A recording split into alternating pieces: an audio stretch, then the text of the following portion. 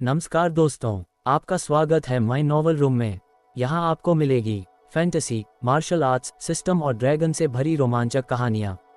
अगर आपको कहानियाँ पढ़ना और सुनना पसंद है तो अभी चैनल को सब्सक्राइब करें और बेल आइकन बेल दबाना मत भूलें ताकि हमारी हर नई कहानी सबसे पहले आप तक पहुँचे। तो चलिए दोस्तों, शुरू करते हैं हमारी आज की स्टोरी। फटने की आवाज़ें सुनी जा सकती थीं। राक्षसी कन्या, एक गुरु जो पर्पल माउंटेन सिटी में एक धूमकेतु की तरह उठी थी, केवल 20 दिनों की महिमा के बाद अघोर द्वारा टुकड़ों में तोड़ दी गई थी। ये वास्तव में अफसोस की बात थी। कई कल्टिवेटर जो गुप्त रूप से राक्षसी कन्या का समर्थन करते थे और पसंद करते थे, उन्होंने अघोर को शाप दिया, ये सोचते हुए कि उसे अनुचित फायदा मिला और उसने एक युवा लड़की के खिलाफ इस तरह के क्रूर आर्टिफैक्ट का इस्तेमाल किया। अघोर अखाड़े में खड़ा था। उसका शरीर बेहद कमजोर था। उस चाल का उपयोग करने के बाद उसके पास लड़ने की ताकत नहीं बची थी। वह एक अजीब भाव के साथ जगह पर खड़ा था, बिना जीत की थोड़ी सी भी खुशी के जमीन पर कपड़ों के टुकड़ों को भूल रहा था। इस लड़ाई को जीतने का उसका तरीका बहुत अजीब था, क्योंकि उसने स्पष्ट रूप से महसूस किया था कि उसका हमला राक्षसी कन्या द्वारा ज्यादातर बेअसर कर दिया गया था और शेष शक्ति उसे मारने के लिए पर्याप्त नहीं थी। इसके अलावा, हालांकि अखाड़े पर कपड़ों के टुकड़े बचे थे, खून का कोई निशान नहीं था। भले ही वह वास्तव में टुकड़ों में टूट गई हो, कम से कम कुछ खून और मांस के अवशेष तो होने चाहिए, है ना? लेकिन वास्तव में कुछ भी नहीं बचा था। वह लड़की मरी नहीं है, अघोर ने अपने दिल में निष्कर्ष निकाला। लेकिन अगर वह मरी नहीं है तो वह कहाँ है? क्या ये वास्तव में वही है जो दर्शक दीर्घाओं के लोगों ने कहा था? क्या वह कहीं छिपी हुई है और मुझ पर चुपके से हमला करने की तैयारी कर रही है? ये सोचते हुए अघोर का चेहरा बदल गया। उसने जल्दी से चारों ओर देखा, लेकिन राक्षसी कन्या के छिपने का कोई निशान नहीं था। काफी देर बाद ही राक्षसी कन्या फिर से प्रकट नहीं हुई। अघोर ने अपनी जीत के लिए जयकारों को एक खाली चेहरे के साथ स्वीकार किया। पर्पल माउंटेन सिटी से 10,000 मील दूर लकड़ी की नाव पर अर्जुन बिजली की गति से रूही के साथ तेजी से उड़ रहे थे।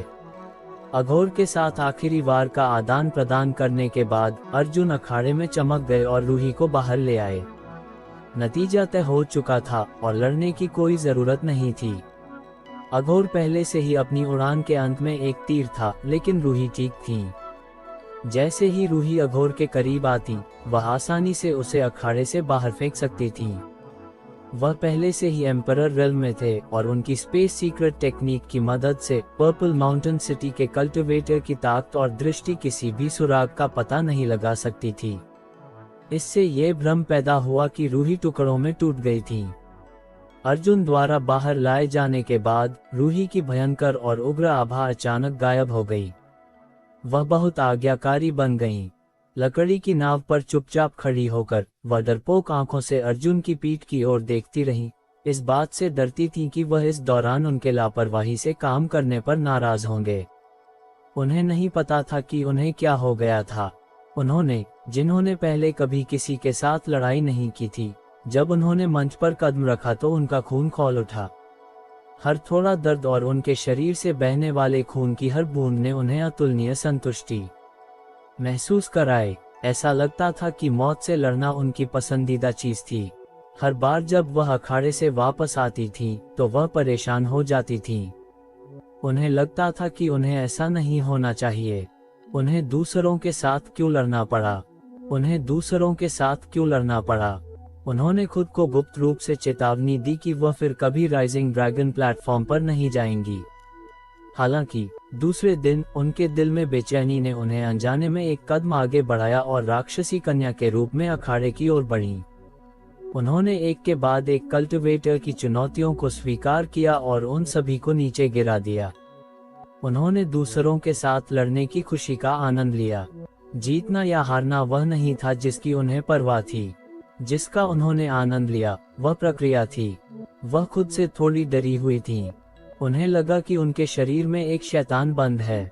क्या तुम्हें तलवारों का उपयोग करना पसंद है? अर्जुन ने अचानक बिना सिर घुमाए पूछा। रूही चौंक गईं। वह हैरान थीं। हालांकि उन्होंने तुरंत प्रतिक्रिया दी और कहा, मुझे भी नहीं पता।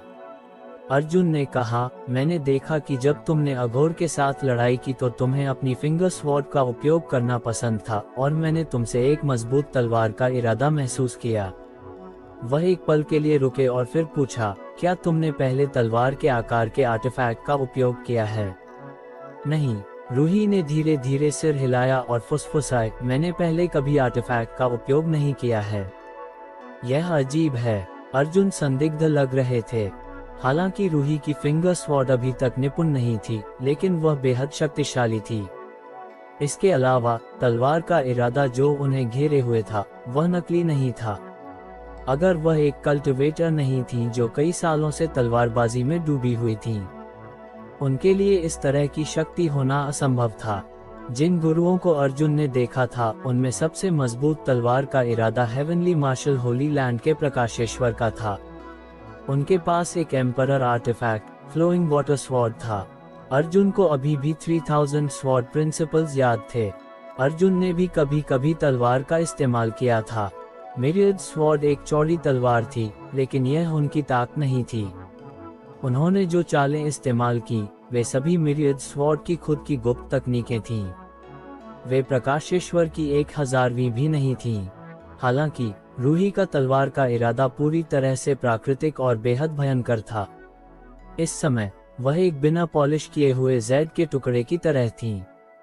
अगर वह अपनी सारी क्षमता को उजागर कर सकती थी, तो जो चमक वह खिला सकती थी, वह बिल्कुल चौंकाने वाली होगी। अचानक अर्जुन को कुछ याद आया। जब रूही ग्रेट रेल्म में भेद कर रही थी, तो उनके पीछे एक विशाल महिला का रूप एक से अधिक बार दिखाई दिया था।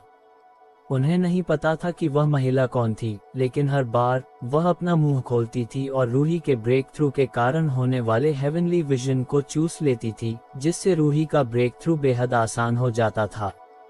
जब वह महिला प्रकट हुई, तो उन्होंने दोनों हाथों में एक विशाल लंबी तलवार पकड़ी हुई थी, जो बेहद चौंकाने वाली थी।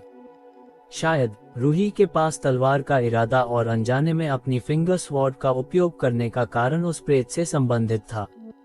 हालांकि यह सिर्फ एक अनुमान था, अर्जुन को लगा कि यह बहुत संभावना है। चूंकि रूही को तलवारों का उपयोग करना पसंद था, अर्जुन को लगा कि वह उन्हें मिरियड स्वॉर्ड को परिष्कृत करने दे सकते हैं। विशाल महिला प्रेत ने दोनों हाथों में एक चौड़ी लंबी तलवार पकड़ी हुई थी, और मिरियड स्वॉर्ड भी उसी प्रकार की थी, इसलिए रूही को यह पसंद आना चाहिए। हालांकि मिरियड स्वॉर्ड आखिरकार अर्जुन की अपनी नहीं थी। यह मेपलवुड सिटी में कीन फैमिली का एक पैतृक खजाना था। जब वृद्ध कीन ने अर्जुन को मिरियड स्वॉर्ड दी, तो उन्होंने ये बहुत स्पष्ट कर दिया कि एक दिन जब संविता एम्परर रेल्म को भेदने में सक्षम होंगी, तो अर्जुन को इसे वापस करने में देर नहीं लगेगी। इसलिए अर्जुन ने इसके बारे में सोचा और विचार को खत्म करने का फैसला किया। किसी और की चीजें लेना और उन्हें दूर देना अच्छा नहीं था।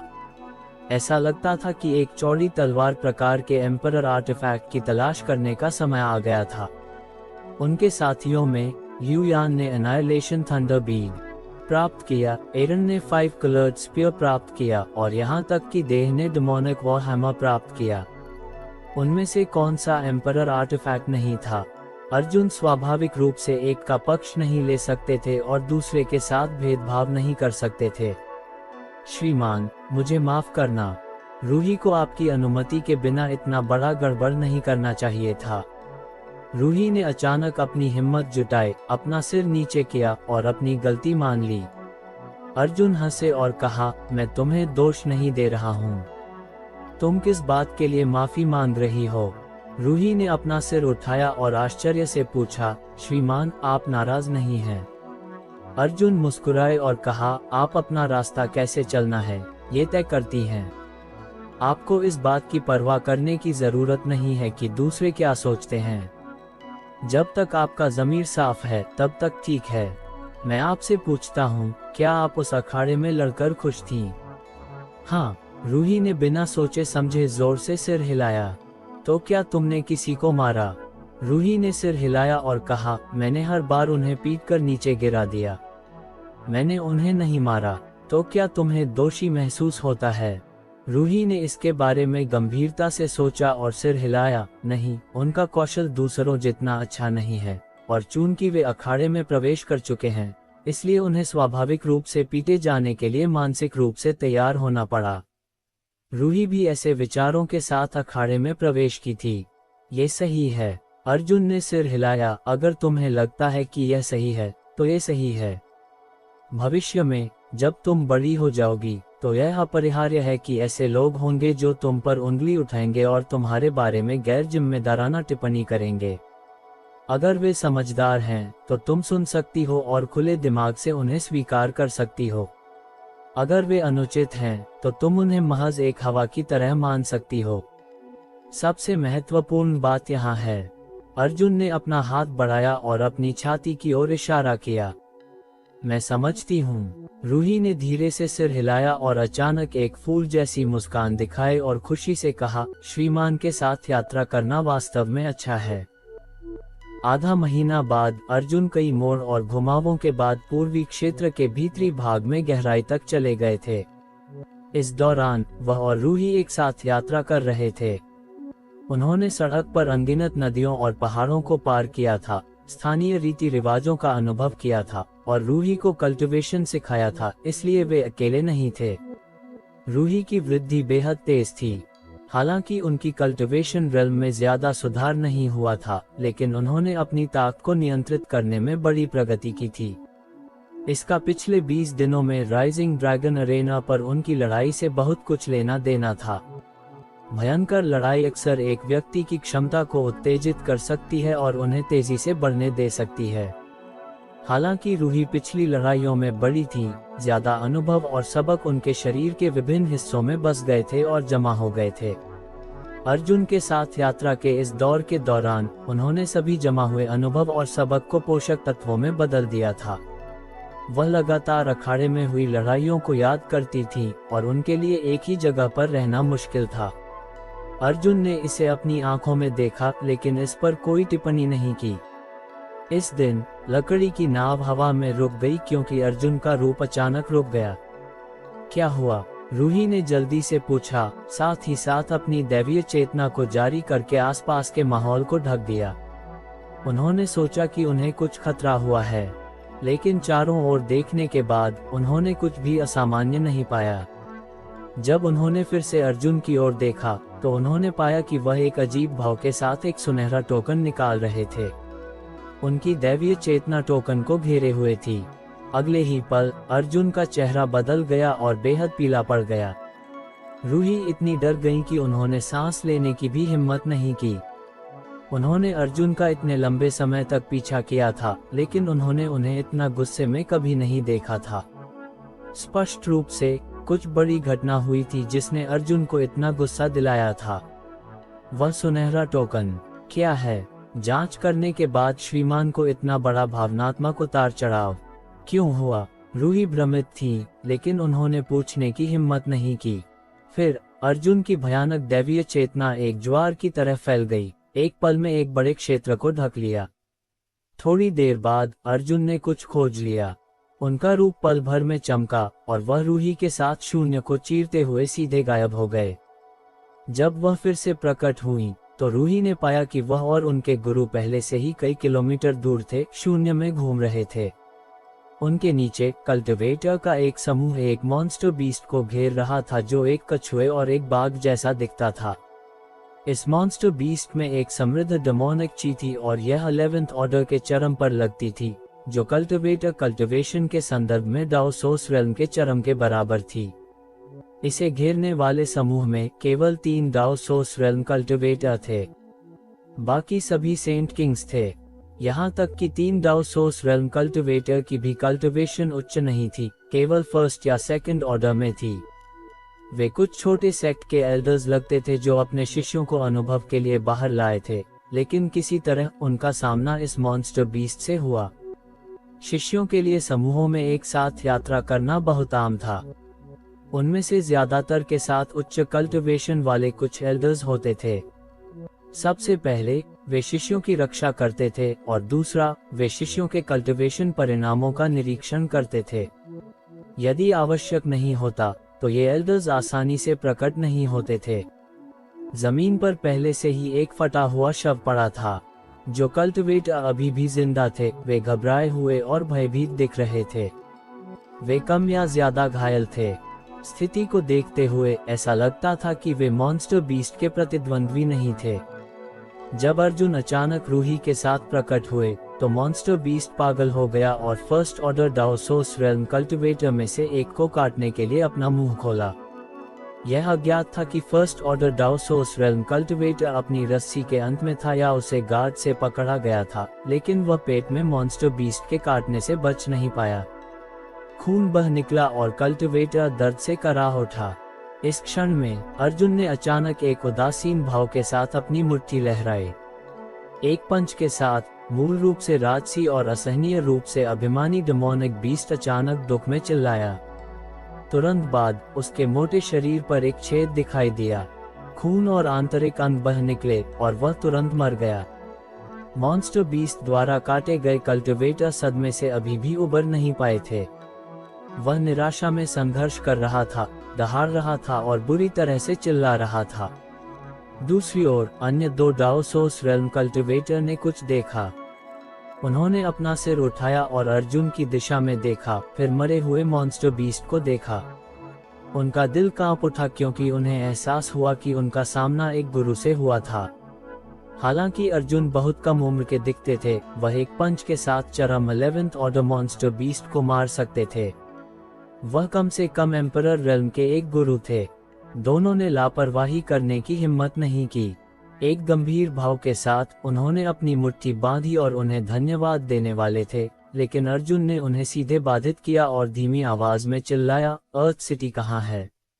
दोनों चौंक गए। बैंगनी रंग के कपड़े पहने एक आदमी ने जल्दी से एक दिशा में इशारा किया और कहा, गुरु, इस दिशा में 5000 किलोमीटर उड़ो और आप अर्थ सिटी पहुंच जाएंगे।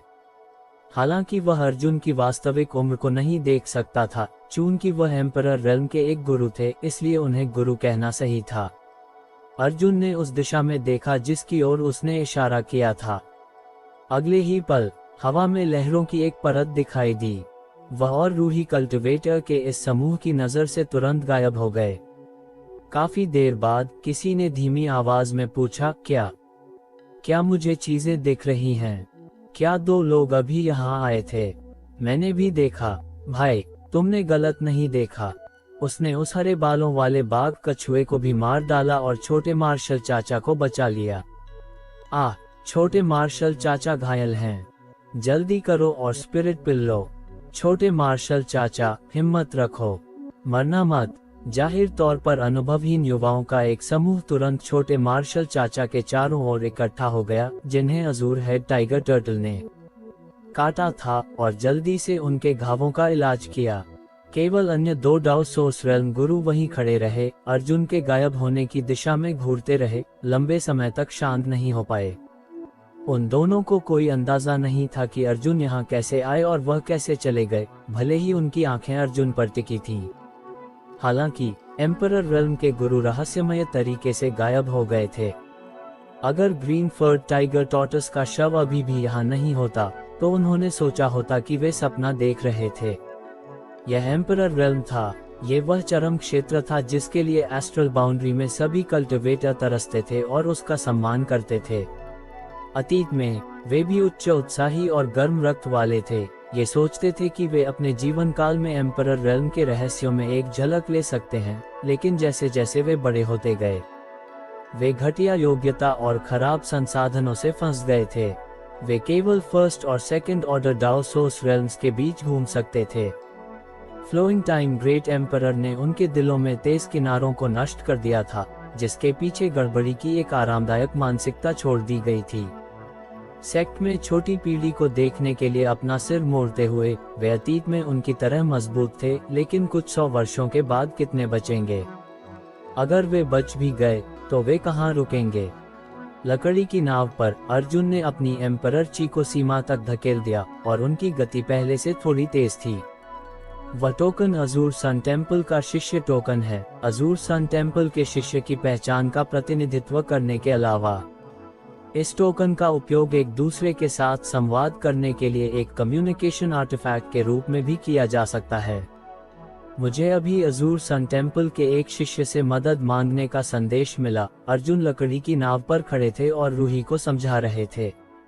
सोसी में वैराग्यानंद और नीलांगी से मिलने के बाद से अर्जुन ने अजूर सन गोल्डन टोकन को अपनी बाहों में रखा था। उनका मूल इरादा किसी भी समय वैराग्यानंद और नीलांगी के संदेशों को समझने में सक्षम होना था, लेकिन उन्हें उम्मीद नहीं थी कि वह उसके बाद इसका उपयोग नहीं करेंगे। हालांकि अर्जुन ने इसे अपने स्पेस रिंग में वापस नहीं फेंका।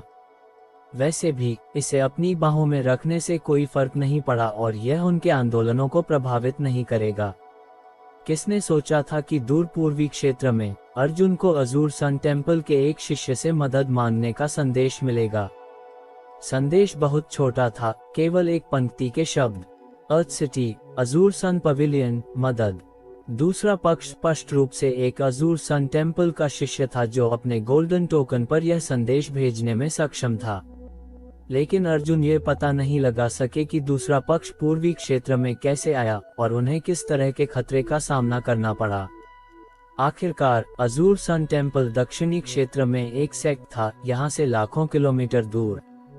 लेकिन चूंकि यह मदद मांगने का संदेश था, अर्जुन स्वाभाविक रूप से चुप नहीं बैठ सकते थे, इसलिए उन्होंने जल्दी से किसी को अर्थ सिटी के स्थान के बारे में पूछताछ करने के लिए पाया। ये पूर्वी क्षेत्र में उनका पहला समय था, इसलिए उन्हें नहीं पता था कि अर्थ सिटी कहाँ थी।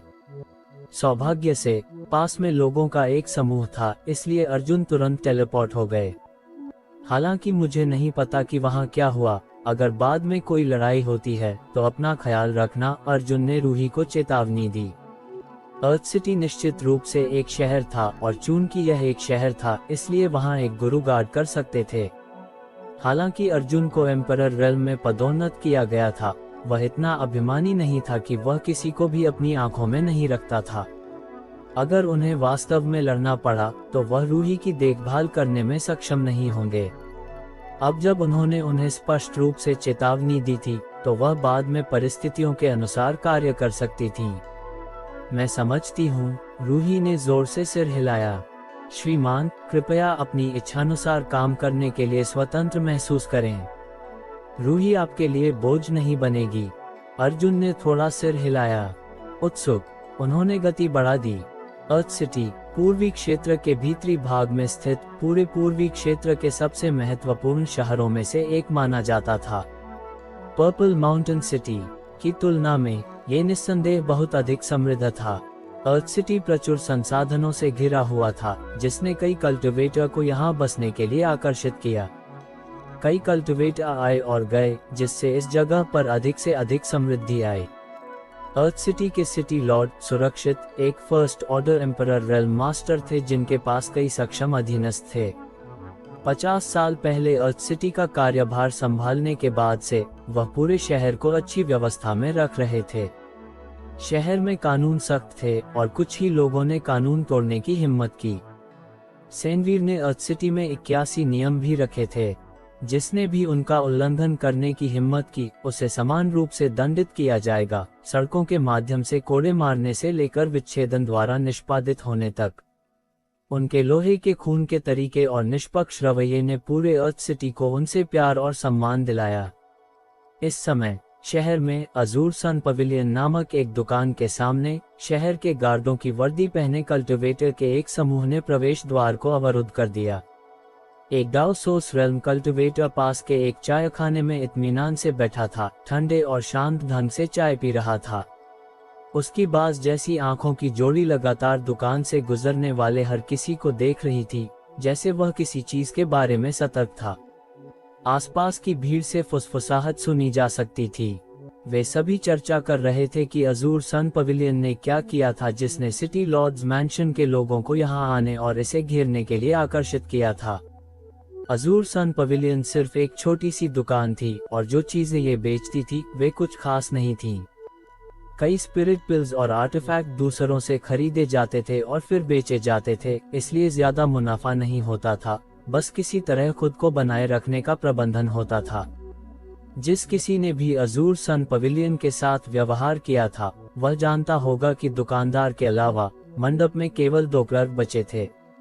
ये दो क्लर्क भी पेटू और आलसी साथी थे जो अपना काम ठीक से नहीं करते थे। अक्सर जब मेहमान आते थे तो वे अभी भी मेज पर गहरी नींद में सो रहे होते थे, उन्हें मनोरंजन करने की पहल नहीं करते थे। समय के साथ जो कल्टिवेटर अजूर सन पवेलियन से परिचित थे, वे इस दुकान का संरक्षण नहीं करेंगे। अगर सिटी लॉर्ड्स मैंशन के कल्टिवेटर इसे घेर नहीं रहे होते तो कई लोगों को नहीं पता होता कि शहर में ऐसी कोई दुकान मौजूद है।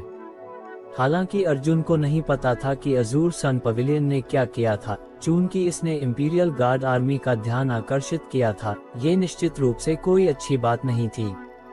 दुकान के प्रवेश द्वार से गुजरने वाले सभी कल्टिवेटर सांप और बिच्छू की तरह इससे बचते थे, जितना संभव हो उतना दूर रहते थे। ऐसा लगा जैसे अगर वे पास आते हैं तो उन्हें बुरी किस्मत से दूषित किया जाएगा। इस क्षण में एक आदमी और एक औरत अचानक भीड़ से बाहर निकले और सीधे अजूर सन पवेलियन की ओर गए। यह आदमी और औरत बहुत बूढ़े नहीं दिखते थे। आदमी का एक लंबा शरीर और स्थिर कद थे। हालांकि वह बहुत सुंदर नहीं था, वह बेहद दृढ़ था और एक साधारण युवा आदमी की तरह कपड़े पहने हुए था। दूसरी ओर महिला एक राष्ट्रीय सुंदरता थी। वह नर्म और कमजोर दिखती थी क्योंकि वह युवा आदमी के पीछे चलती थी। वह और भी छोटी थी, 20 साल की उम्र में लगती थी। चूंकि अजूर सन पवेलियन शहर के गार्डों से घिरा हुआ था, इसलिए उसके चारों ओर कोई नहीं था। इस क्षण में यह आदमी और औरत सीधे आगे बढ़े, जिससे कई लोगों का ध्यान आकर्षित हुआ। डाउसोस रेल्म मास्टर, जो पास के एक चायखाने में चाय पी रहा था, उसने अपनी आंखें सिकोड़ ली क्योंकि उनसे एक चमकदार रोशनी फूट पड़ी। आदमी और औरत को ध्यान से देखते हुए उसने चुपचाप अपनी दैवीय चेतना जारी की, लेकिन अजीब तरह से वह इन दोनों लोगों की कल्टिवेशन का पता नहीं लगा सका। एक पल में डाउसोस रेल्म कल्टिवेटर का चेहरा गंभीर हो गया। वह थर्ड ऑर्डर डाउसोस रेल्म का एक गुरु था, इसलिए उनके लिए उनकी कल्टिवेशन का पता लगाने में असमर्थ होना, वे या तो एम्परर रेल्म से थे या उनके पास अपनी कल्टिवेशन को छिपाने के लिए किसी प्रकार का आर्टिफैक्ट था। ऐसे आदमी और औरत निश्चित रूप से एम्परर रेल्म से नहीं थे, इसलिए उनके पास किसी प्रकार का अजीब आर्टिफैक्ट होना चाहिए। ऐसा आर्टिफैक्ट होने के लिए दूसरा पक्ष सरल नहीं लगता था। लेकिन ये दो लोग कौन थे? वे अजूर सन पवेलियन में क्यों आए? जब वह विचार कर रहा था, तब तक आदमी और औरत शहर के गार्ड कल्टिवेटर के सामने पहुंच चुके थे। उन्होंने उसे आश्चर्य से देखा और चिल्लाया, तुम क्या कर रहे हो? क्या तुमने नहीं सुना कि एक अच्छा कुत्ता रास्ता नहीं रोकता है? जल्दी करो और रास्ता बनाओ। जैसे ही ये शब्द बाहर आए, आसपास के शहर के कल्टिवेटर चौंक गए। इस व्यक्ति ने शहर के गार्डों का अपमान करने की हिम्मत की। उसने निश्चित रूप से एक भालू का दिल और एक तेंदुए का पित्ता खाया होगा। वह कैसे रह सकता था? हर कोई इस व्यक्ति को शहर की जेल में फेंकने और प्रताड़ित करने के दृश्य की कल्पना करने में सक्षम था। हर कोई चौंक गया और दूर चला गया। जैसा कि उम्मीद थी, अजूर सन पवेलियन के प्रवेश द्वार को अवरुद्ध करने वाले गार्ड गुस्से में थे। एक के बाद एक उन्होंने युवा आदमी पर जलती हुई नजर डाली। नेता ने ठंडे तरीके से कहा, दोस्त, अपनी बातों पर ध्यान दो। हमारा अपमान करना कोई छोटा अपराध नहीं है। जब युवा आदमी ने ये सुना तो उसका मनोरंजन हुआ। वह मुस्कुराया और कहा, लोगों का अपमान करना एक अपराध है। तुम ऐसे बोलते हो जैसे तुमने पहले लोगों का अपमान नहीं किया है। शहर के गार्ड नेता ने कहा, सिटी लॉर्ड मास्टर द्वारा निर्धारित कानून के अनुसार मैं तुम्हें किसी भी समय दूर ले जा सकता हूँ, तुम्हें जेल में डाल सकता हूँ और तुम्हें 80 बार कोड़े मार सकता हूँ। इतना गंभीर? युवा आदमी चौंक गया और उसका चेहरा पीला पड़ गया। शहर के गार्ड नेता ने उसे तिरस्कार से देखा और ठंडे तरीके से कहा, अब तुम्हें डर पता चला। युवा पुरुष हंसा और बोला, मास्टर, इतना गंभीर न हो। मैं तो बस ऐसे ही हल्के में बोल रहा था। मेरा मतलब आपको डांटना नहीं था। ठीक है, मैं अब इस दुकान से कुछ खरीदने जा रहा हूँ। क्या मैं आपको रास्ता देने का कष्ट दे सकता हूँ? ये पता नहीं था कि इस हल्के वाक्य में किस तरह का जादू था, लेकिन एक पल के संकोच के बाद अंगरक्षकों का नेता वास्तव में एक तरफ हट गया और उस पुरुष तथा महिला को दुकान के अंदर जाने दिया। सिटी लॉर्ड्स मैंशन के अन्य अंगरक्षकों ने अपने कमांडर को अजीब भाव से देखा। वे सवाल पूछना चाहते थे लेकिन जल्दबाजी में कोई कार्रवाई करने की हिम्मत नहीं कर रहे थे। वे सभी संदेह से भरे हुए थे। यह क्या बकवास है? पास के ही एक टी हाउस में थर्ड ऑर्डर डाउसोस रेल्म का वह योद्धा जो अजूर सन पवेलियन की निगरानी कर रहा था 3 फुट ऊंचा उछला और तुरंत अपनी डिवाइन सेंस छोड़कर अंगरक्षक नेता से पूछा, तुम्हें क्या हुआ है? स्वामी जय। इस व्यक्ति की आवाज सुनी तो अंगरक्षक सेना के कमांडर का भाव तुरंत गंभीर हो गया। क्या मैंने तुम्हें किसी को अंदर न जाने देने के लिए नहीं कहा था? तुमने इस राजा के आदेश की अवज्ञा करने की हिम्मत कैसे की? तुमने जरूर भालू का दिल और तेंदुए का जिगर खा लिया है। मैंने किसी को अंदर जाने दिया। ये सुनकर अंगरक्षक नेता को सदमा लगा, लेकिन जल्द ही उसे याद आया कि उसने अभी क्या किया था। तुरंत ही उसके माथे से ठंडा पसीना टपकने लगा और उसका चेहरा पीला पड़ गया। मैं किसी को अंदर कैसे जाने दे सकता हूँ? वह नहीं जानता था कि अभी क्या हुआ था। हालांकि उसका मन साफ था, फिर भी वह उस युवा पुरुष के शब्दों का विरोध नहीं कर सका और उसने आज्ञाकारी ढंग से रास्ता दे दिया, जिससे युवा पुरुष सीधा अजूर सन पवेलियन में चला गया। अगर स्वामी जय की आवाज न आई होती तो शायद उसे याद भी न रहता। यह एक सोल अटैक है। जब स्वामी जय ने अंगरक्षक नेता का चेहरा देखा तो वह समझ गया कि उसे निश्चित रूप से किसी सोल सीक्रेट टेक्निक का निशाना बनाया गया है, जिसके कारण वह अपना नियंत्रण खो बैठा था। स्वामी जय, अब हमें क्या करना चाहिए? क्या आप चाहते हैं कि मैं लोगों को अंदर ले जाकर उस व्यक्ति को पकड़ लूं? अंगरक्षक कमांडर ने धीमी आवाज में पूछा। जल्दबाजी मत करो, ये व्यक्ति बहुत शक्तिशाली लग रहा है और मुझे नहीं पता कि वह यहाँ क्या कर रहा है। हो सकता है कि वह सच में कुछ खरीदने आया हो। हम पहले देखते हैं, स्वामी जय ने उत्तर दिया। जी हाँ।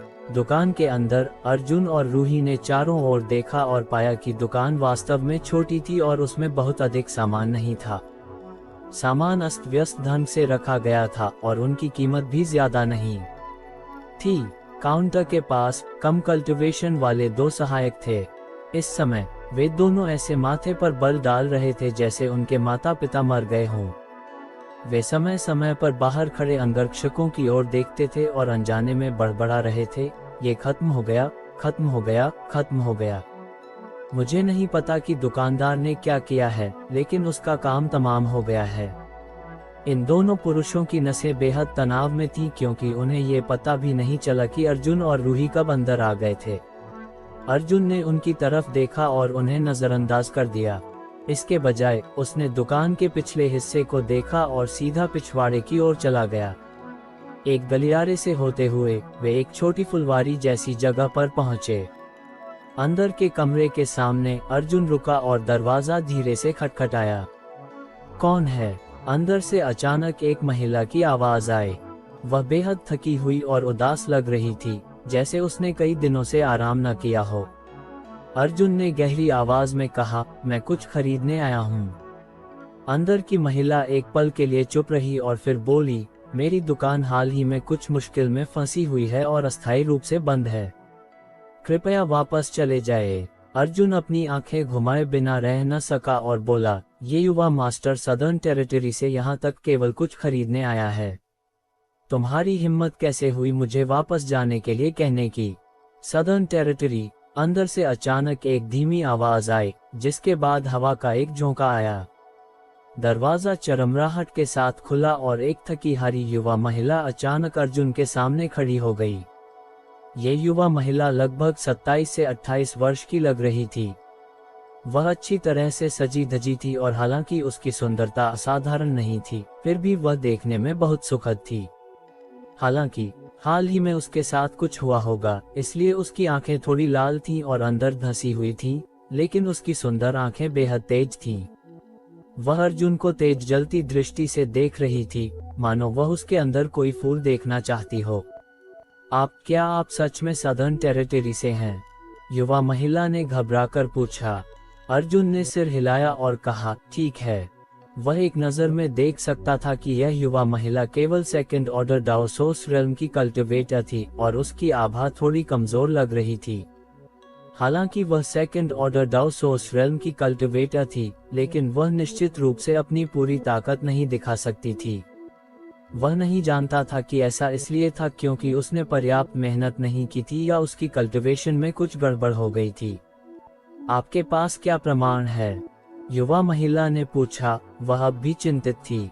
अर्जुन हल्के से मुस्कुराया और अपनी अजूर सन गोल्डन टोकन निकाली, उसे उसके सामने लहराया। युवा महिला की सुंदर आंखें अचानक चमक उठीं और थोड़ी सी सतर्कता गायब हो गई, मानो उसने किसी परिवार के सदस्य को देखा हो। उसका घबराया हुआ भाव तुरंत शांत हो गया और उसने कहा, अंदर आकर बात करते हैं। अर्जुन ने सिर हिलाया और रूही को कमरे में ले गया। युवा महिला ने चिंता से बाहर देखा और सुनिश्चित किया कि आसपास कोई छिपा नहीं है। फिर उसने दरवाजा बंद कर दिया और अपने हाथों को लहराते हुए कई अवरोध बैरियर्स लगा दिए। जब वह ये सब कर चुकी, तो अर्जुन ने उदास चेहरे के साथ उसकी ओर देखा और पूछा, तुम्हें किस तरह की मुश्किल का सामना करना पड़ा है? तुम ऐसे क्यों काम कर रही हो जैसे किसी बड़े दुश्मन का सामना कर रही हो? और दुकान को घेरने वाले उन लोगों का क्या? युवा महिला ने तुरंत अर्जुन के सवाल का जवाब नहीं दिया। इसके बजाय उसने गंभीरता से अपने स्पेस रिंग से एक टोकन निकाला और दोनों हाथों से अर्जुन को थमा दिया। ये टोकन बिल्कुल अर्जुन के अजूर सन गोल्डन टोकन जैसा दिखता था, लेकिन अर्जुन का टोकन सुनहरा था जबकि उसका कांसे का था, जो उनकी स्थिति में अंतर को दर्शाता था। हालांकि अर्जुन अजूर सन टेम्पल के शिष्य टोकन के ग्रेड के बारे में ज्यादा नहीं जानता था, लेकिन वह इस समय अनुमान लगा सकता था। सुनहरा टोकन सबसे ऊंचा ग्रेड होना चाहिए और इसके नीचे चांदी का होना चाहिए, जिसके बाद कांसे का होना चाहिए। दोनों के बीच 2 ग्रेड का अंतर था। भाई, मैं शिष्य सायरा हूँ। मेरी गुरु एल्डर सत्यश्री हैं, एल्डर सत्यश्री। अर्जुन ने अपनी भौहें उठाईं। वह सत्यश्री को जानता था, वह अजूर सन टेम्पल के एल्डर में से एक थीं। वह फर्स्ट ऑर्डर एम्परर रेल्म की मास्टर थीं और मुख्य रूप से पूरे अजूर सन टेम्पल की लॉजिस्टिक्स और आपूर्ति लॉजिस्टिक्स एंड सप्लाईज का प्रबंधन करती थीं।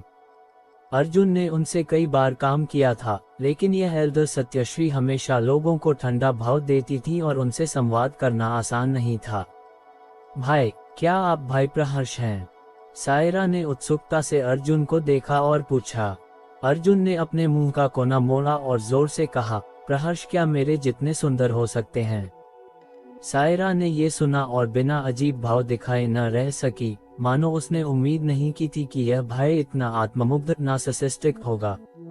शर्माते हुए उसने पूछा, तो क्या आप भाई वैराग्यानंद हैं? अर्जुन ने काले चेहरे से कहा, मैं न प्रहर्ष हूँ और न ही वैराग्यानंद। मेरा नाम अर्जुन है।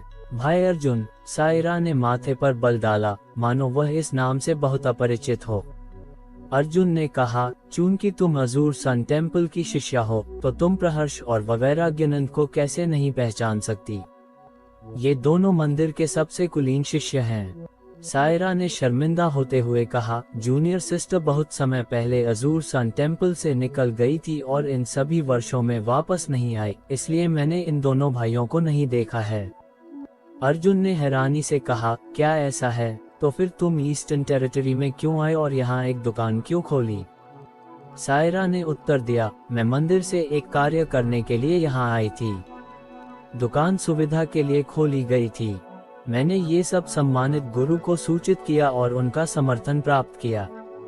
मुझे बताओ, अर्जुन ने गहरी आवाज में कहा। हालांकि मंदिर सदर्न टेरिटरी में एक सेक्ट है, लेकिन उसे अन्य 3 टेरिटरीज में भी विभिन्न प्रकार की जानकारी के बारे में पूछताछ करने की आवश्यकता होती है। इसलिए हर टेरिटरी में कम से कम 7 या 8 से लेकर 20 से 30 तक सह शिष्य सभी प्रकार की जानकारी एकत्र करते हैं और नियमित रूप से सेक्ट को रिपोर्ट करते हैं। जूनियर सिस्टर अर्थ सिटी में इस काम की प्रभारी हैं। हम आमतौर पर अपने नाम और पहचान को छुपा कर रखते हैं और जब तक हमारा जीवन खतरे में न हो, हमें अपनी उत्पत्ति का खुलासा करने की अनुमति नहीं है। क्या ऐसी कोई बात है? अर्जुन ने हैरानी से कहा। सायरा मुस्कुराई और बोली, भाई अर्जुन निश्चित रूप से सेक्ट के कुलीन शिष्य होंगे, इसलिए आपको इन चीजों को जानने की जरूरत नहीं है। आपको बस कल्टिवेट करने और मजबूत बनने की जरूरत है। ये चीजें आमतौर पर उन शिष्यों द्वारा संभाली जाती हैं जो बहुत प्रतिभाशाली नहीं होते हैं और जिन्हें अपने जीवन में कल्टिवेट करने की कोई आशा नहीं होती है। इन चीजों का ध्यान रखने में बहुत ऊर्जा और समय लगता होगा, इसलिए यह उनकी कल्टिवेशन में देरी करेगा। स्वाभाविक रूप से कुलीन शिष्य इसका ध्यान नहीं रख सकते थे। अर्जुन ने सिर हिलाया और कहा, आपकी कड़ी मेहनत के लिए धन्यवाद। सायरा हल्के से मुस्कुराई, ये कुछ भी नहीं है भाई अर्जुन, जब आप मजबूत होंगे तो सेक्ट अधिक समृद्ध होगा और हमें रहने के लिए एक जगह मिलेगी। ये सिर्फ हमारा अजूर सन टेम्पल ही नहीं है, बल्कि अन्य महान सेक्ट भी हैं। कई शिष्य जानकारी हासिल करने के लिए स्टार बाउंड्री में विभिन्न स्थानों पर जाते हैं। तुम्हें किस तरह की मुश्किल का सामना करना पड़ा है? अर्जुन ने पूछा। सायरा का भाव उदास हो गया और बोली, मुश्किल मुझे नहीं आई है, यह एल्दस्वरा को आई है। अर्जुन अचंभित रह गया। एल्दस्वरा? कौन सी एल्दस्वरा? पूछने के बाद वह चौंक गया और फुसफुसाया, क्या एल्दस्वरा गाओजुटिंग? हाँ। अर्जुन का चेहरा बदल गया और उसने कहा, एल्दस्वरा ईस्टर्न टेरिटरी में आई हैं। हाँ, और अब उनका जीवन खतरे में हो सकता है। क्या हो रहा है? अर्जुन ने उत्सुकता से पूछा। सायरा ने घबराते हुए कहा, भाई चिंता न करें, मैं आपको विस्तार से बताती हूँ। सायरा के समझाने पर अर्जुन को समझ आया कि क्या हो रहा था। सायरा को अजूर सन टेम्पल छोड़े और अर्थ सिटी आए हुए 20 साल से ज्यादा हो गए थे। वह यहाँ सभी प्रकार की जानकारी हासिल कर रही थी और उसे सेक्ट को भेज रही थी। अपने काम में सुविधा के लिए उसने यहाँ एक दुकान खोली थी। ये दुकान पैसा कमाने के लिए नहीं थी, बल्कि अपनी पहचान छिपाने के लिए थी, इसलिए दुकान को लगन से संचालित नहीं किया गया था और वह बेहद अस्त व्यस्त थी।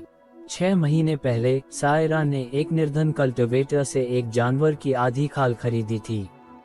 जिस व्यक्ति ने उसे बेचा था उसने कहा था कि यह उसके पूर्वजों से मिली है और इसमें प्राचीन रहस्य हैं। सायरा ने स्वाभाविक रूप से इस तरह की बकवास पर विश्वास नहीं किया, लेकिन उस निर्धन और दयनीय व्यक्ति को देखकर वह भावुक हो गई और जानवर की खाल खरीद ली। लेकिन खरीदने के बाद और लंबे समय तक उसका अध्ययन करने के बाद उसे कोई सुराग नहीं मिला।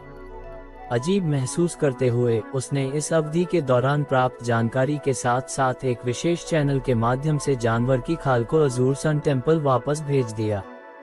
3 महीने पहले एल्दस्वरा अचानक अर्थ सिटी आई और उन्होंने उससे जानवर की खाल के बारे में पूछा। तभी सायरा को एहसास हुआ कि जानवर की खाल वास्तव में एक महान उत्पत्ति की हो सकती है और उसमें कुछ रहस्य छिपे हो सकते हैं। अन्यथा यह एल्दस्वरा जैसे मास्टर को यहाँ आने के लिए कैसे आकर्षित कर सकती थी? चूंकि सेक्ट के एल्डर ने पूछा था, सायरा ने स्वाभाविक रूप से उसे वह सब कुछ बताया जो वह जानती थी। दुर्भाग्य से एल्दस्वरा को उससे कोई उपयोगी सुराग नहीं मिला।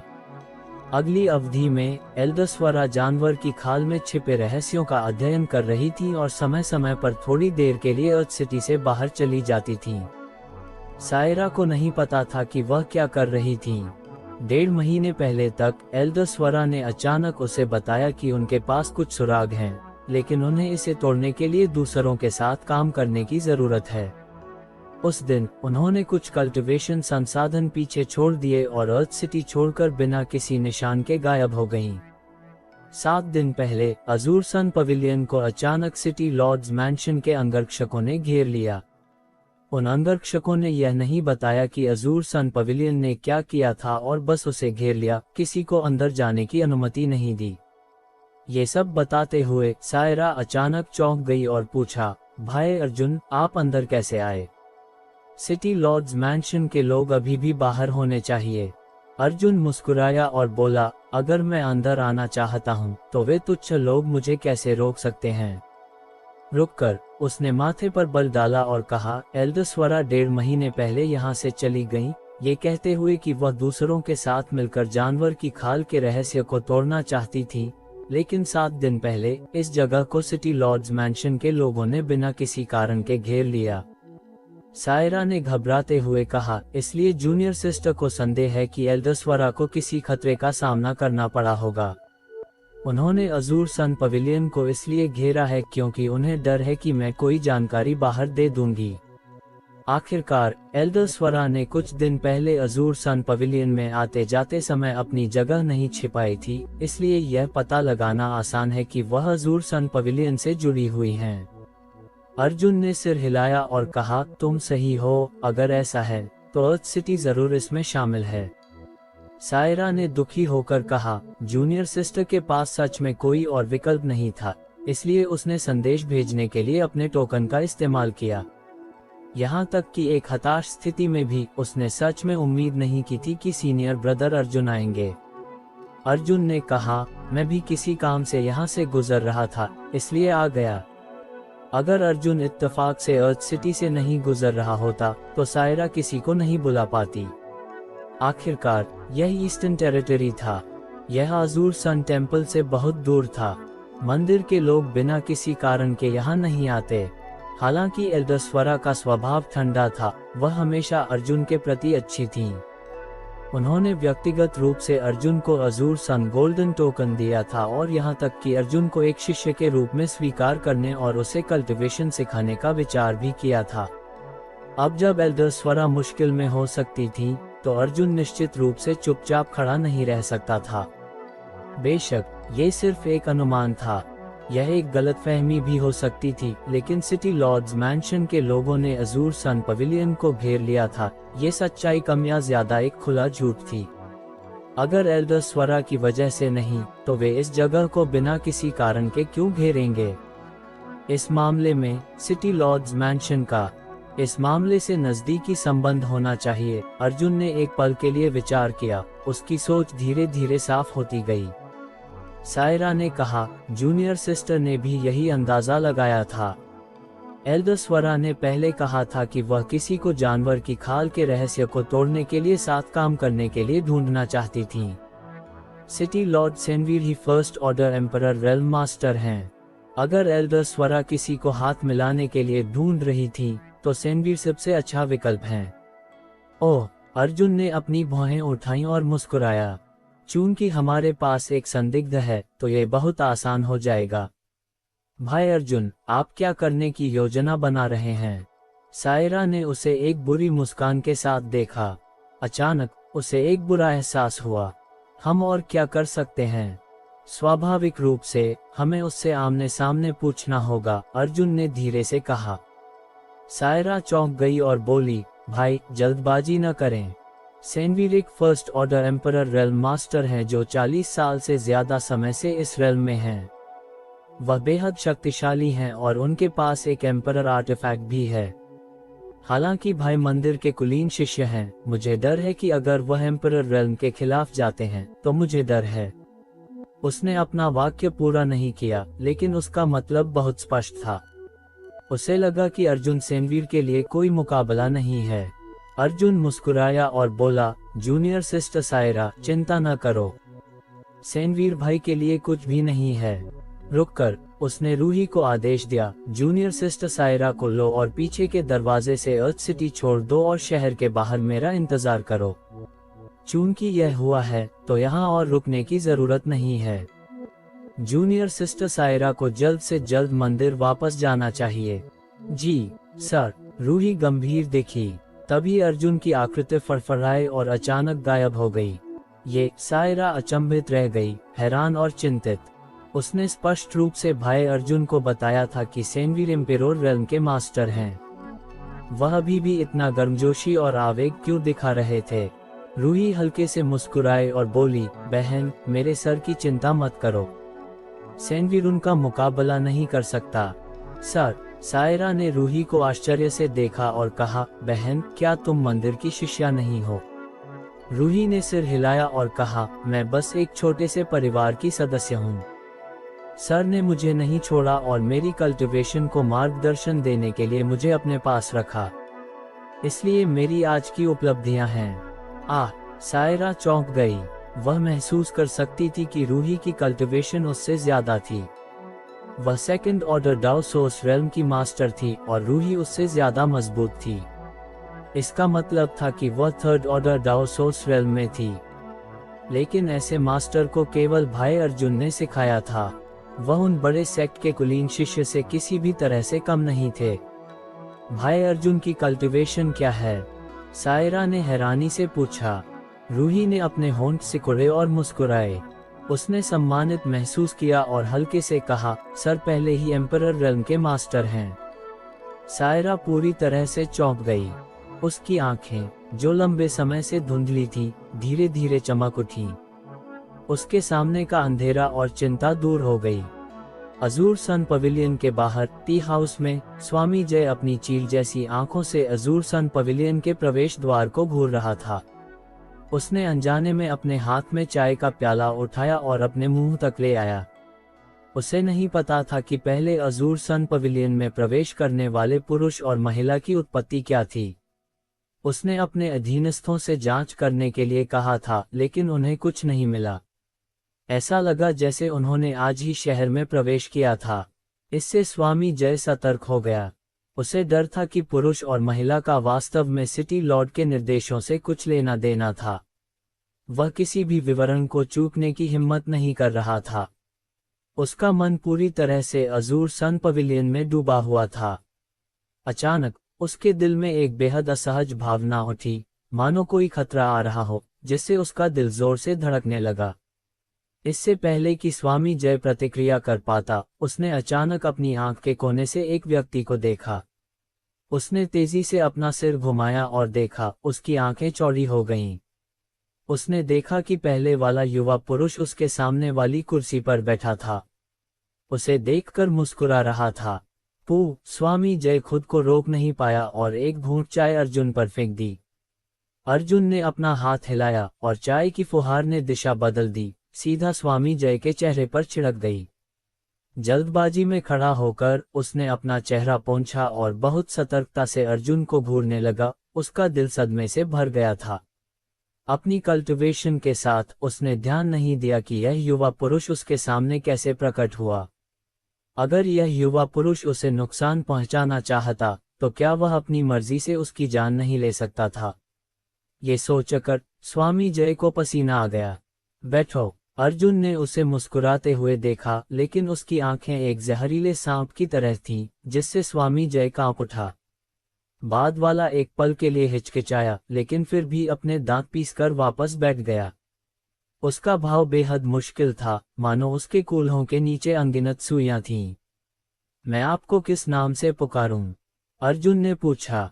जयद्रथ। मिलकर अच्छा लगा, मिलकर अच्छा लगा, अर्जुन ने एक बेपरवाह जवाब दिया।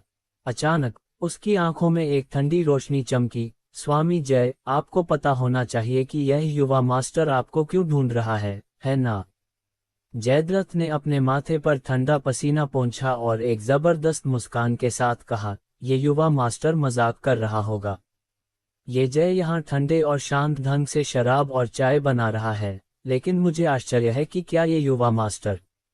उसके शब्द अचानक रुक गए जब उसने अर्जुन के हाथ में हथेली के आकार के आर्टिफैक्ट को देखा और फुसफुसाया, ये शील्ड।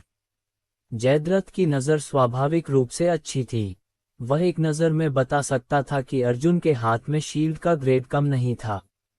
ये डाउसोस ग्रेड हाई रैंक लग रहा था और यह एक रक्षात्मक आर्टिफैक्ट था। इसे अत्यंत मूल्यवान कहा जा सकता था। हालांकि उसके पास थर्ड ऑर्डर डाउसोस रेल्म की कल्टिवेशन थी, फिर भी वह थोड़ा तेजी से सांस लेने लगा। कच। अर्जुन ने अपना हाथ बढ़ाया और उसे निचोड़ दिया। शील्ड एक ऐसी चट्टान की तरह था जो हजारों वर्षों से हवा और बारिश से नष्ट हो गई थी। वह सीधे धूल में बदल गया और उसकी उंगलियों से गिर गया, चारों ओर बिखर गया। कौन सा शील्ड? अर्जुन ने उसे ठंडे भाव से देखा। हम बात कर रहे थे तो तुमने शील्ड क्यों उठाया? जयद्रथ को पसीना आ रहा था और वह डर से कांप रहा था और घबरा कर बोला, कुछ नहीं, कुछ नहीं। अर्जुन ने जोर से कहा, स्वामी जय एक समझदार व्यक्ति लगते हैं। संवाद करना ज्यादा थकाऊ नहीं होना चाहिए। इस युवा मास्टर के पास कुछ सवाल हैं और वह स्वामी जय से उनका जवाब देना चाहेंगे। जयद्रथ ने जल्दबाजी में कहा, ये युवा मास्टर कुछ भी पूछ सकता है। हालांकि यह जय प्रतिभाशाली नहीं है, वह कई वर्षों से यहाँ रह रहा है और अर्थ सिटी को अपनी हथेली की तरह जानता है। बहुत अच्छा, अर्जुन ने संतुष्टि से सिर हिलाया। उसकी आंखें ठंडी हो गईं जब उसने पूछा, तुम्हें अजूर सन पवेलियन की निगरानी करने के लिए किसने कहा था? जयद्रथ ने मुश्किल से कहा, ये सिटी लॉर्ड के मास्टर। सेनवीर ने तुम्हें अजूर सन पवेलियन की निगरानी करने के लिए क्यों कहा? जयद्रथ ने कहा, सिटी लॉर्ड के मास्टर ने बस इतना कहा था कि अगर कोई संदिग्ध व्यक्ति अजूर सन पवेलियन में आता जाता है तो उसे तुरंत गिरफ्तार कर लिया जाए। उसे अर्थ सिटी छोड़ने की अनुमति नहीं दी जानी चाहिए। अर्जुन ने अपनी भौं उठाए और जोर से कहा, सिटी लॉर्ड के मास्टर वास्तव में अत्यंत प्रभावशाली हैं। जयद्रथ चौंक गया और जल्दबाजी में कहा, ये जयद्रथ आदेशों का पालन कर रहा है। कृपया शांत हो जाए, युवा मास्टर। अर्जुन ने पूछा, तो क्या आप जानते हैं कि अजूर सन पवेलियन किस बल के स्वामित्व में है? जयद्रथ ने कहा, मुझे पहले नहीं पता था। कुछ दिन पहले सिटी लॉर्ड के मास्टर ने मुझसे अजूर सन पवेलियन के विवरण के बारे में पूछताछ करने के लिए कहा था। तभी इस जय को पता चला कि यह सदर्न टेरिटरी में अजूर सन टेम्पल के एक शिष्य द्वारा खोली गई एक दुकान है। तुमने ये भी पता लगा लिया। सीनियर जय वास्तव में अद्भुत हैं। अर्जुन ने व्यंग्यात्मक ढंग से मजाक उड़ाया। जयद्रथ जोर से कांपा और दुखी चेहरे से कहा, मैं बस आदेशों का पालन कर रहा था। अर्जुन ने उसे बाधित किया और गहरी आवाज में कहा, तो क्या आपने सिटी लॉर्ड्स मैंशन में ऐसी कोई महिला देखी है? बोलते समय अर्जुन ने अपना हाथ उठाया और उसके शरीर में एम्परर ची उमड़ पड़ा। जयद्रथ के सामने एल्डर स्वरा की एक छवि संघनित कंडेंस्ड कर दी। जयद्रथ ने उसे देखा और खाली सिर हिलाया। मैंने उसे नहीं देखा, लेकिन मैंने इस अधीनस्थ से सुना था कि यह महिला कुछ दिन पहले अक्सर अजूर सन पवेलियन में आती जाती थी। इस जय ने उसके सुरागों का पालन किया और अजूर सन पवेलियन के बारे में पता लगाया। अर्जुन ने माथे पर बल डाला और कहा, तुमने उसे नहीं देखा। उसके और सायरा के अनुमान के अनुसार एल्डर स्वरा को जानवर की खाल पर रहस्यों को जानने के लिए सेनवीर को साथ आने के लिए कहना चाहिए था। इसलिए उन्हें सिटी लॉर्ड्स मैंशन में आना जाना चाहिए था। चूंकि जयद्रथ सेनवीर का विश्वास पात्र कॉन्फिडेंट था, इसलिए कोई कारण नहीं था कि उसने उसे पहले नहीं देखा हो। लेकिन जयद्रथ के भाव को देखते हुए वह झूठ नहीं बोल रहा था। क्या ऐसा हो सकता है कि एल्डर स्वरा ने सच में सेनवीर को नहीं ढूंढा? तो वह किसके साथ काम कर रही थी? क्या सिटी लॉर्ड्स मैंशन का इस मामले से कुछ लेना देना था? अगर एल्डर स्वरा की वजह से नहीं, तो वे अजूर सन पवेलियन की निगरानी और घेराव क्यों करेंगे? अर्जुन उलझन में था। जयद्रथ ने अर्जुन के भाव का अवलोकन किया और हल्के से कुछ महसूस किया। उसने घूंट पिया और कहा, युवा मास्टर, एक बात है जो ये जय नहीं जानता कि उसे कहना चाहिए या नहीं।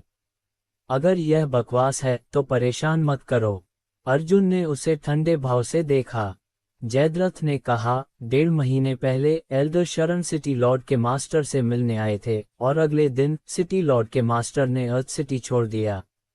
शरण? अर्जुन ने अपनी भौं उठाए और पूछा, वह कौन है? जयद्रथ ने जवाब दिया, वह ब्रह्मा होली लैंड के एम्परर रेल्म के 10 महान एल्डर में से एक है। उसका सिटी लॉर्ड के मास्टर के साथ हमेशा से नजदीकी व्यक्तिगत संबंध रहा है। ब्रह्मा होली लैंड? अर्जुन खुद को हैरान होने से रोक नहीं पाया। वह स्वाभाविक रूप से ब्रह्मा होली लैंड के बारे में जानता था। यह ईस्टर्न टेरिटरी के शीर्ष सेक्ट में से एक था। स्थिति के मामले में यह सदर्न टेरिटरी में अजूर सन टेम्पल के समान था। शैटर्ड स्टासी में वह जिन 2 होली सन्स से मिला था, झांग जियान और झांग हाओ, वे ब्रह्मा होली लैंड से थे। उनकी कल्टिवेशन योग्यता वास्तव में अच्छी थी। अगर उनकी किस्मत इतनी खराब नहीं होती कि वे उससे मिल गए, तो उन्होंने शैटर्ड स्टासी की इस यात्रा में एम्परर रेल्म में सफलता प्राप्त कर ली होगी। शरण ब्रह्मा होली लैंड के 10 महान एम्परर में से सिर्फ एक था। ऐसा लगता था कि ब्रह्मा होली लैंड एक शीर्ष सेक्ट के रूप में अपनी प्रतिष्ठा पर खरा उतरा। इसकी व्यापक ताकत अजूर सन टेम्पल से ऊपर थी। शरण की कल्टिवेशन क्या है? अर्जुन को एक अस्पष्ट महसूस हुआ कि शरण का एल्डर स्वरा के साथ बहुत बड़ा संबंध होना चाहिए। वह भी first order emperor realm master हैं। जयद्रथ पहले ही इतना कुछ कह चुका था, इसलिए स्वाभाविक रूप से वह कुछ भी नहीं छिपाएगा। वह बस जल्द से जल्द इस जगह को छोड़ना चाहता था। अर्जुन ने दाओसोस ग्रेड हाई रैंक आर्टिफैक्ट को चूर चूर कर दिया था। उस ताकत को देखते हुए वह अपनी उंगली के झटके से उसे मार सकता था। जयद्रथ को नहीं लगा कि उसका शरीर उस शील्ड जितना मजबूत हो सकता है।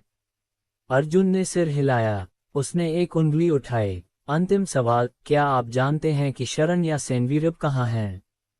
जयद्रथ ने अपने माथे पर ठंडा पसीना पोंछा और बेचैनी से कहा, मुझे सच में नहीं पता। अर्जुन की आंखों में ठंडी रोशनी अचानक खतरनाक हो गई। जयद्रथ डर से पीला पड़ गया और लंबे चेहरे के साथ कहा, सिटी लॉर्ड मास्टर ने जाने से पहले मुझे कुछ नहीं बताया। मुझे सच में नहीं पता। वह एक पल के लिए रुका और फिर डर से कहा, लेकिन अगर यह युवा मास्टर वास्तव में जानना चाहता है तो मैं आपको बता सकता हूँ। यह विनम्र व्यक्ति आपको इसकी जांच करने में मदद कर सकता है। जांच? अर्जुन ने जोर से कहा। क्या तुमने यह नहीं कहा था कि सेनवीर ने जाने से पहले तुम्हें कुछ नहीं बताया था? तुम्हें कैसे पता चला? जयद्रथ कांपा और जवाब दिया, यह विनम्र व्यक्ति यंग सिटी लॉर्ड या सिटी लॉर्ड की पत्नी से पूछ सकता है। उन दोनों को कुछ पता हो सकता है। अगर यह काम नहीं करता है तो यह विनम्र व्यक्ति एल्डर शरण के शिष्यों से पूछ सकता है। ईमानदारी से कहूं तो इस विनम्र व्यक्ति का एल्डर शरण के शिष्यों के साथ अच्छा व्यक्तिगत संबंध है। शायद वे जानते हों कि एल्डर शरण अब कहाँ हैं। कितना समय? अर्जुन ने ठंडे ढंग से पूछा। 4 घंटे। नहीं, 2 घंटे पर्याप्त होने चाहिए। अर्जुन अचानक मुस्कुराया और कहा, तो मुझे स्वामी जय को परेशान करना पड़ेगा। जाओ और जल्दी वापस आओ। मैं तुम्हारा यहाँ इंतजार करूंगा। जयद्रथ अचानक उछल पड़ा और बिना रुके बाहर निकल गया, मानो कोई चीज पीछे से उसका पीछा कर रही हो। लेकिन उसने अभी अपने पैर ही हिलाए थे कि अर्जुन ने लापरवाही से उसके शरीर पर एक निशान बना दिया। जयद्रथ का चेहरा बुरी तरह बदल गया। उसने डर से अर्जुन को देखा, महसूस किया कि जिस जगह पर उसे मारा गया था वह जल रही थी और दर्द असहनीय था। घबराओ मत, ये बस इस युवा मास्टर की एक सीक्रेट टेक्निक है। इसे wrong bone and tendon separation seal कहा जाता है। ये थोड़े समय में तुम पर कोई असर नहीं डालेगा। अर्जुन निर्दोषता से मुस्कुराया। कितना समय लगेगा? जयद्रथ ने कांपते हुए आवाज में पूछा। अगर यह युवा मास्टर 24 घंटे के भीतर मुहर नहीं हटाता है तो तुम्हारी हड्डियां अलग हो जाएंगी, तुम्हारे मेरिडियन टूट जाएंगे और तुम्हारा जीवन मृत्यु से भी बदतर हो जाएगा। अर्जुन की आवाज के अंत में ठंडक थी, नरक के 9 पाताल से बहने वाली ठंडी हवा की तरह, जिससे लोगों के रोंगटे खड़े हो गए।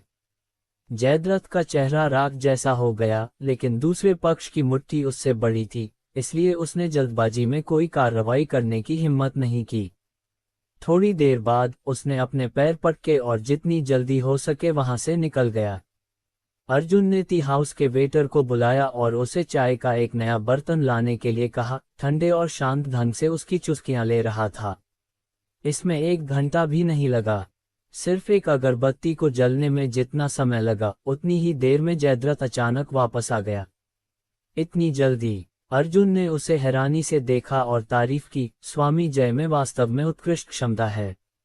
ये खुफिया काम, इंटेलिजेंस वर्क अच्छी तरह से जाना जाता है। आप सिटी मास्टर के दाहिने हाथ होंगे। जयद्रथ ने चापलूसी से मुस्कुराया, ये बस किस्मत थी। सिटी मास्टर ने जाने से पहले सिटी लॉर्ड की पत्नी को कुछ जानकारी दी थी, इसलिए मेरे लिए पता लगाना आसान था। तुम सिटी लॉर्ड की पत्नी के बारे में भी पता लगा सकते हो। सिटी लॉर्ड का सिर क्या थोड़ा हरा नहीं है? अर्जुन ने उसे एक अजीब भाव से देखा। जयद्रथ का भाव बदल गया। युवा मास्टर, कृपया मजाक न करें। इस जय ने सिटी लॉर्ड की पत्नी की दासी से भी जानकारी हासिल की थी। ये वह नहीं है जो आप सोचते हैं। ठीक है, अर्जुन ने आलस्य से जवाब दिया और एक गंभीर भाव के साथ कहा, मुझे वह जवाब बताओ जो मैं चाहता हूँ। जयद्रथ ने कहा, सिटी लॉर्ड के मास्टर ने कहा कि वह ड्रैगनबोन विल्डरनेस जा रहे हैं, लेकिन मुझे ठीक से नहीं पता कि कहाँ। ड्रैगनबोन विल्डरनेस? अर्जुन की आंखें ठंडी रोशनी से चमकीं। जयद्रथ ने कहा, यह इस जय की सीमा है। मैं और कोई जानकारी नहीं पा सकता। युवा मास्टर, आप? अर्जुन ने सिर हिलाया, खड़ा हुआ और उसके कंधे पर थपथपाया। समझा। हम यहाँ से अलग हो जाते हैं। जैसे ही उसने बोलना समाप्त किया, उसकी आकृति अचानक अनम्य हो गई और फिर गायब हो गई। जयद्रथ का भाव बहुत बदल गया और उसने जल्दबाजी में कहा, वह बोन डिसलोकेशन सील। लेकिन अर्जुन का कोई निशान नहीं था। एक पल के लिए जयद्रथ एक गर्म बर्तन पर चींटी की तरह चिंतित था। मन ही मन अर्जुन को वादा न निभाने और काम निकल जाने पर पुल जला देने के लिए कोस रहा था। कितना निर्लज, शेमलेस। लेकिन जल्द ही जयद्रथ को एहसास हुआ कि कुछ गड़बड़ थी, क्योंकि जलने की भावना तेजी से गायब हो गई। अपनी डिवाइन सेंस का उपयोग करके खुद की जांच करने पर उसे कुछ भी असामान्य नहीं मिला। तभी जयद्रथ को एहसास हुआ कि अर्जुन ने अभी उसके कंधे पर थपथपाया था और उसने मुहर हटा दी होगी। जयद्रथ बहुत खुश हुआ, लेकिन वह कांपने के बिना नहीं रह सका और तेजी से चुपचाप शहर के फाटक की ओर बढ़ा, तुरंत अर्थ सिटी छोड़ने के लिए तैयार। आज उसने अर्जुन को इतनी सारी जानकारी दी थी। अंतिम परिणाम जो भी हो, वह अब अर्थ सिटी में नहीं रह सकता था। अगर सिटी लॉर्ड मास्टर सेनवीर लौट आए तो उसे निश्चित रूप से उस तक पहुंचा जाएगा। उस समय जानकारी लीक करने का अपराध ऐसा नहीं था जिसे वह सह सकता था। भले ही सिटी लॉर्ड मास्टर वापस न आए, भगवान जानता है कि क्या अर्जुन उसे फिर से परेशान करने आएगा। इसलिए जयद्रथ ने सोचा कि वह अब जो एकमात्र चीज कर सकता था वह ये था कि वह जितनी दूर हो सके उतनी दूर भाग जाए। ये सबसे अच्छा होगा अगर वह ईस्टर्न टेरिटरी से बचकर दूसरे बड़े टेरिटरी में छिप सके। शहर के बाहर अर्जुन को रूही और सायरा आसानी से मिल गईं। उन्हें अपनी लकड़ी की नाव पर सवार होने के लिए आमंत्रित करने के बाद अर्जुन ने सायरा से जानकारी मांगी, ड्रैगनबोन विल्डरनेस कहाँ है। सायरा ने एक दिशा में इशारा किया और कहा, इस तरफ, लगभग 2 दिन की यात्रा। रुककर उसने हैरानी से पूछा, क्या एल्डर स्वरा ड्रैगनबोन विल्डरनेस में हैं? ये बहुत संभव है, अर्जुन ने गहरी आवाज में जवाब दिया, लेकिन मुझे विशिष्ट स्थान नहीं पता। क्या वह भयानक जगह बड़ी है? बड़ी, बहुत बड़ी। सायरा ने सिर हिलाया। अफवाह है कि यह एक प्राचीन युद्ध का मैदान, एंशिएंट बैटलफील्ड है जहां कई लोग मारे गए। वहां की यिंची अत्यंत समृद्ध है। कई कल्टिवेटर वहां अनुभव प्राप्त करना और खोजना पसंद करते हैं। कभी कभी एक भाग्यशाली व्यक्ति कुछ अत्यंत प्राचीन खजाने पा सकता है और भाग्य बना सकता है। खासकर केंद्र में, जहां यिंची इतनी घनी है कि एम्परर रेल्म भी आसानी से उसके पास जाने की हिम्मत नहीं करता। अफवाह है कि वहां ड्रैगन जाति, ड्रैगन रेस की हड्डियां हैं, इसलिए हर कोई इसे ड्रैगनबोन विल्डरनेस कहता है।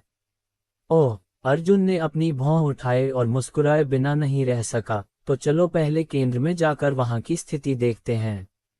लकड़ी की नाव अत्यंत तेज थी। यह एक डाउसोस ग्रेड हाई रैंक उड़ान आर्टिफैक्ट थी और अर्जुन की स्पेस डिवाइन टेक्निक की मदद से यह ऐसा था जैसे यह अंतरिक्ष से सरकते और कूदते हुए चल रही हो। पलक झपकते ही इसने सैकड़ों किलोमीटर पार कर लिए थे। सायरा ने पहले इस असामान्यता पर ध्यान नहीं दिया, लेकिन जब वह शांत हुई तो उसे एहसास हुआ कि इस गति में कुछ गड़बड़ थी। वह चौंके बिना नहीं रह सकी और अर्जुन में उसका आत्मविश्वास बढ़ गया। सिर्फ आधे दिन में अर्जुन ड्रैगनबोन विल्डरनेस पहुंच गया था। उसने नीचे एक वीरान मृत्यु चीक, डेथ चीक देखी जो एक अज्ञात दूरी तक फैली हुई थी। कुछ अजीब यिंची बवंडर की तरह चारों ओर घूम रही थी, और जब उसने जीवित प्राणियों की आभा को पास आते हुए महसूस किया तो वह वास्तव में उनके चारों ओर जमा हो गई। ये केवल ड्रैगनबोन विल्डरनेस की परिधि परिफेरी थी, इसलिए यिंची बेहद कमजोर थी। यह अर्जुन और दूसरों के पास आने से पहले ही बहुत पीछे छूट गई थी। अर्जुन का यिंची के साथ उलझने का कोई इरादा नहीं था। गहराई में जाते हुए उसने अपनी डिवाइन सेंस को समुद्र की तरह फैला दिया, हर कोने में प्रवेश किया जिसे वह पता लगा सकता था। वह नहीं जानता था कि एल्डर स्वरा ड्रैगनबोन विल्डरनेस में थी या नहीं, लेकिन यह एकमात्र सुराग था जिसे वह अब तक पा सकता था, इसलिए वह केवल इसका अंत तक पालन कर सकता था। आधे दिन बाद अर्जुन ड्रैगनबोन विल्डरनेस के भीतरी इलाके में प्रवेश कर चुका था। रास्ते में अर्जुन ने पाया कि यह वास्तव में एक कल्टिवेटर के लिए अनुभव प्राप्त करने और कल्टिवेट करने के लिए एक अच्छी जगह थी। अगर वह अभी भी डाउसोस रेल्म में होता तो यह उसके लिए अनुभव प्राप्त करने के लिए एक अच्छी जगह होती, लेकिन अब जब उसने एम्परर रेल्म में सफलता प्राप्त कर ली थी तो यहाँ कल्टिवेट करने का कोई मतलब नहीं था। अचानक अर्जुन ने कुछ खोज लिया और उसकी आंखें एक निश्चित दिशा में केंद्रित हो गईं। उसने वहां कुछ मजबूत कल्टिवेटर को खड़े देखा जो सतर्कता से चारों ओर देख रहे थे, मानो वे किसी को भी पास नहीं आने देना चाहते थे। इतना ही नहीं, वहां अंतरिक्ष में कहीं कुछ गड़बड़ लग रही थी। इससे अर्जुन को संदेह हुआ और उसने लकड़ी की नाव को नियंत्रित किया और उस तरफ दौड़ पड़ा। वहां कौन है? इससे पहले कि अर्जुन पास पहुंच पाता, उस दिशा से एक जोरदार चिल्लाहट आई। रुको, अगर तुम और पास आने की हिम्मत करते हो तो हमें अभद्र होने के लिए दोष मत देना, दूसरे व्यक्ति की आवाज आई जिसमें एक मजबूत धमकी थी। अर्जुन ने इसकी परवाह नहीं की। लकड़ी की नाव आगे बढ़ी और पलक झपकते ही उन लोगों के सामने आ गई। अशिष्ट इम्प्यूडेंट, तुम मौत को बुला रहे हो। कई जोरदार चिल्लाहटें हुईं, जिसके बाद कई सीक्रेट टेक्निक की चमक आए। एक क्रूर शक्ति फरोशियस पावर ने लकड़ी की नाव पर हमला किया। सायरा इतनी डर गई कि उसका चेहरा पीला पड़ गया और वह लगभग खड़ी नहीं हो पाए। रूही दूसरी ओर अर्जुन के पीछे उदासीनता से खड़ी रही, हमलों को अनदेखा करती रही। होंग होंग होंग, कुछ विस्फोट हुए, लेकिन वह प्रभाव जिसकी हर किसी को उम्मीद थी वह नहीं आया। इसके बजाय लकड़ी की नाव के दूसरी तरफ जिन लोगों ने हमला किया था उन्होंने जोर से चिल्लाहट निकाली, मानो उन पर हमला किया गया हो। फिर दबी हुई आहटें आईं और कुछ लोग सीधे जमीन पर गिर गए। सायरा की आंखें चौड़ी हो गईं, लेकिन वह देख नहीं पाई कि अर्जुन ने क्या किया था। अगर आपको कहानी पसंद आई हो तो लाइक, थम्स अप का चिन्ह, शेयर और सब्सक्राइब बेल करना मत भूलें। मिलते हैं अगली कहानी में, यहीं माय नॉवल रूम पर 1।